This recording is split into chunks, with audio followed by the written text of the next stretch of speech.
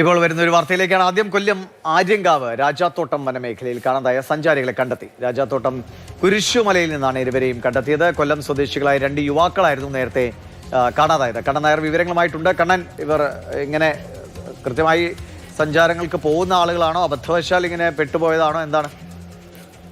അതിനെക്കുറിച്ചൊരു വ്യക്തമായ വിവരം ഇതുവരെ വനംവകുപ്പിന് ലഭിച്ചിട്ടില്ല. ഇവർ കാണാതായി എന്നുള്ള വിവരം 6 മണിയോടുകൂടിയാണ് വനംവകുപ്പിന് ലഭിക്കുന്നത്. അതിന്റെ അടിസ്ഥാനത്തിൽ ആര്യങ്കാവിൽ നിന്നുള്ള വനംവകുപ്പ് ഉദ്യോഗസ്ഥർ 3 സംഘങ്ങളായി തിരിഞ്ഞ് 5 പേരടങ്ങുന്ന 5 പേരുടെ 3 ടീമുകൾ ഈ തോട്ടത്തിലെ ഉൾവനത്തിലേക്ക് പോവുകയായിരുന്നു. ഇതൊരു റിസർവ് വനമാണ്. സാധാരണ ജനങ്ങൾക്ക് അവിടേക്ക് കയറാൻ അനുമതി ഇല്ലാത്ത പ്രദേശമാണ്. ആ പ്രദേശത്തേക്ക് ഏറ്റവും മുകളിൽ കുരിശുമല എന്ന് പറയുന്ന പ്രദേശമുണ്ട്.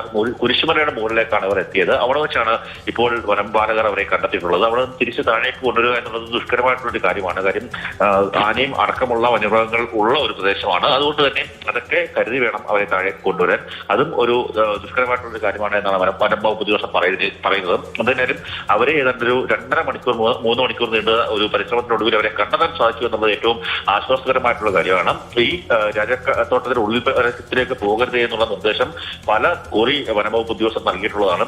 എന്നാൽ ചില ബ്ലോഗേഴ്സ് അടക്കമുള്ള ആൾക്കാർ ഈ നിർദ്ദേശങ്ങൾ ലംഘിച്ച് അനധികൃതമായി കാട്ടിനുള്ളിലേക്ക് കയറുന്ന പതിവാണ്. എന്തായാലും ഈ കാട്ടിലേക്ക് കയറിയ ആൾക്കാർക്കെതിരെ കേസെടുക്കാനുള്ള തീരുമാനത്തിലേക്ക് തന്നെയാണ് വനംവകുപ്പ് ഉദ്യോഗസ്ഥർ പോയിട്ടുള്ളത്. ഏതെങ്കിലും തരത്തിൽ പ്രശ്നമുണ്ടായി കഴിഞ്ഞാൽ അത് വലിയ വിവാദങ്ങൾക്ക് വഴിവെക്കാൻ സാധ്യതയുണ്ട്. അതുകൊണ്ട് തന്നെയാണ് കൂടുതൽ കർശനമായിട്ടുള്ള നടപടിയിലേക്ക് പോകാൻ വനംവകുപ്പ് തീരുമാനിച്ചിട്ടുള്ളത്. ഇന്ന് വൈകിട്ട് 6 മണിയോടുകൂടിയാണ് ഇവരെ കാണാതായിട്ടുള്ള വിവരം DFOയ്ക്കും ലഭിക്കുന്നു.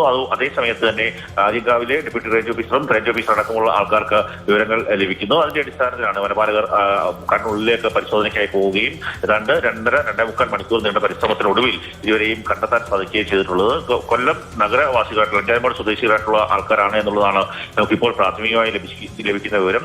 ഈ പ്രദേശത്ത് സാധാരണ ഈ വനപാലകരുടെ കണ്ണുപെട്ടിച്ച് ഈ ആൾക്കാർ, ഈ പ്രത്യേകിച്ച് സഞ്ചാരികൾ അല്ലെങ്കിൽ ഈ പ്രദേശത്ത് കാട് കാണാൻ വരുന്ന ആൾക്കാരൊക്കെ തന്നെ കാട്ടിനുള്ളിലേക്ക് കയറി പോകുന്നത് പതിവാണ്. അത് ഒഴിവാക്കാൻ വേണ്ടിയുള്ള കൂടുതൽ ജാഗ്രതാപരമായിട്ടുള്ള നടപടികൾ സ്വീകരിക്കാനാണ് വനംവകുപ്പ് ആലോചിക്കുന്നത്.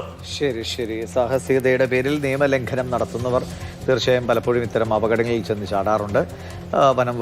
വനവകുപ്പ് ജീവനക്കാരുടെ അല്ലെങ്കിൽ അവരുടെ കൃത്യമായ അറിവോടെ അനുമതിയുള്ള സ്ഥലങ്ങളിലൊക്കെയാണ് കാടിനെ ആസ്വദിക്കാൻ വേണ്ടി പോകേണ്ടത്. അല്ലാത്ത സ്ഥലങ്ങളിൽ പോയി ഇതേപോലെ പെട്ടുപോയാൽ അത് മൊത്തം സംവിധാനങ്ങൾ മുഴുവൻ അതിന് പിന്നാലെ പായേണ്ടി വരും. ആളുകളെ രക്ഷപ്പെടുത്താനുള്ള ഒരു ശ്രമം എന്തായാലും അവരെ കണ്ടെത്തി എന്നത് ആശ്വാസകരമായ കാര്യമാണ്. പക്ഷേ നിയമവിരുദ്ധമായിട്ടാണ് പ്രവേശിച്ചതെങ്കിൽ അത് തെറ്റായ നടപടിയുമാണ്. കണ്ണൻ നായരാണ് വിവരങ്ങൾ നൽകിയത് കൊല്ലത്ത് നിന്ന്.